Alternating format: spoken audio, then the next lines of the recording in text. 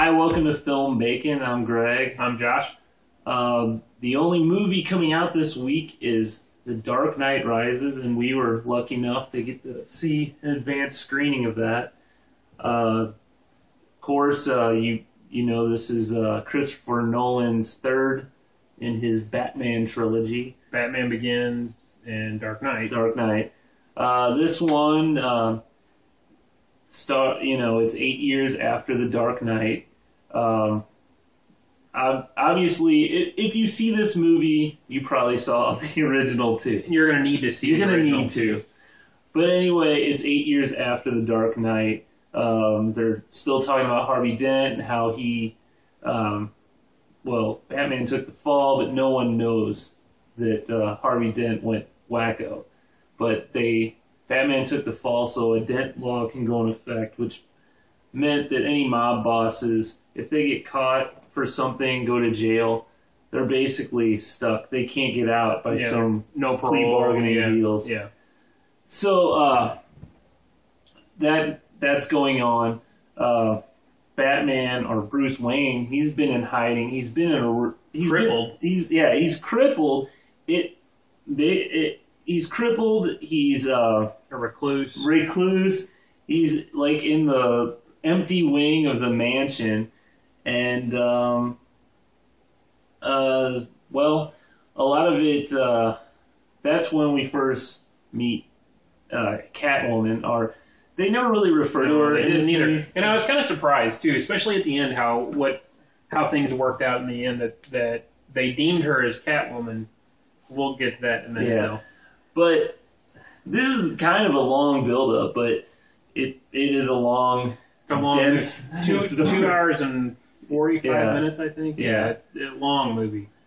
So you have that character. She's a little cat burglar, if Right. you will. And then you have another character that arrives, a new villain, Bane, which... The opening scene in the movie, he's introduced in the opening scene, and it's a great action sequence. It's kind of like how the Dark Knight started, where it just started out with a bang with a bank robbery. Yeah. You're right in it, right at the beginning. It almost seems like a James Bond movie in the beginning. Exactly. It's real intense, real action-packed beginning of the movie. And so Bane's basically holding the town, not for ransom, just hostage. Well, and Bane's brought to town by one of the board members of Wayne Industries to try and take over Wayne Industries. Yeah. So Bruce meets Catwoman because she's stealing his fingerprints. Well, she's stealing his fingerprints so that this board member can... Spoiler alert. Yeah, spoiler alert. He more or less hacks Wall Street Exchange and makes a trade of Bruce Wayne's stock of his company and loses all of Bruce's money, and then this guy can take over and do a bunch of bad things. So, but Bane is brought to Gotham underhandedly by this guy to kind of come in and start raising trouble, and he causes trouble. Then, because of that, Bruce takes it upon himself to get back in shape, he had he had no cartilage in his knees. Yeah. Could barely walk, using a cane and just struggling to walk. So got back in shape, got into the suit, and, he's Batman again. So that's really the build-up of... Right. I mean... Probably, roughly 3/4 of the movie is up into that point where Batman and Bane battle the first time.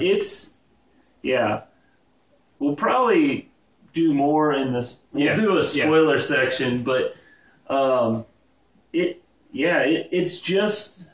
Well, you want to talk... Why don't you say what... It's a lot of history. It's a lot of flashbacks. It seems like almost every character in this movie has a flashback at one time or another. There's Commissioner Gordon is given a speech, and he has a flashback about Harvey Dent. And Bruce Wayne has a flashback, and several other characters.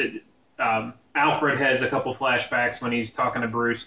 One thing that kind of not irritated me, but was a negative point in the movie, was the number of soliloquies or monologues that each character gave and just rambled for minutes. It seemed like that's a Nolan thing. Yeah, I know, but 2 hours and 45 minutes. I mean, it didn't really. It's a long movie. It didn't seem like a long movie. I was interested the whole time, but it could have been cut back a little bit. It's a huge history lesson as far as Batman's concerned. The first half of the movie practically is reliving the past, kind of bringing people up to speed. But still, you have to see the first two movies. You'll be pretty lost without the first two movies. It's a trilogy, the same aspect that Star Wars is. Yeah. You know? Yeah. First, second, third. Well, okay, we won't talk about first, second, third. Fourth, fifth, sixth. Yeah. Yeah. Don't claim first, second, and third. Yeah. No, it's one of those things that the third movie is meant to wrap it up. I mean, and it's there to. It's not to set a storyline. It's to wrap up the franchise, and it does. It wraps the franchise perfectly. Yeah. Here's the thing about this movie. I really enjoy it. I thought it was a great movie. And this may say something because I want to see it again. And I wonder if there's going to be a lot of repeat viewings. Yeah. And I want to see it just because I feel I missed some stuff. You're a Batman nerd, though. I mean, you're...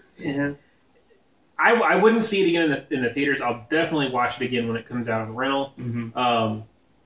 I wouldn't say that you'd even have to see it in the IMAX. I think a normal screen you'd be okay. I thought it was cool. Yeah, you don't have to, but I did really. It does. I really enjoyed it. Yeah, it does add something seeing it on that big of a screen. Yeah. But no, really good movie, really good storyline. I'm not a Batman nerd, but I enjoyed it. It was a good. it was a good movie.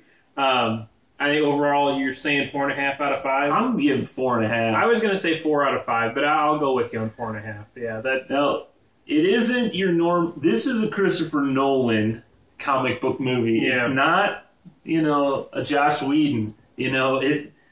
Avengers is a different character than this. That's you almost have like.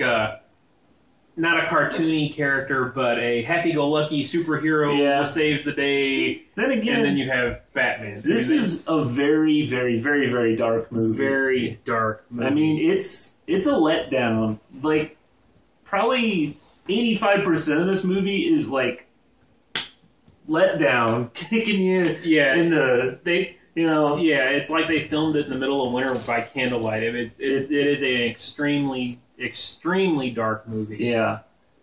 I wouldn't say, kids may be into Batman, but... No, this is not a kid movie. This ain't a kid movie. Even though I think it's just PG-13. I didn't pay attention. But it's really, it's an intense Bane movie. Is mean. Bane is a bad dude. Bane, he's a bad dude. But, 4.5 out of 5. Yeah, I'll give it that. Filmmaking.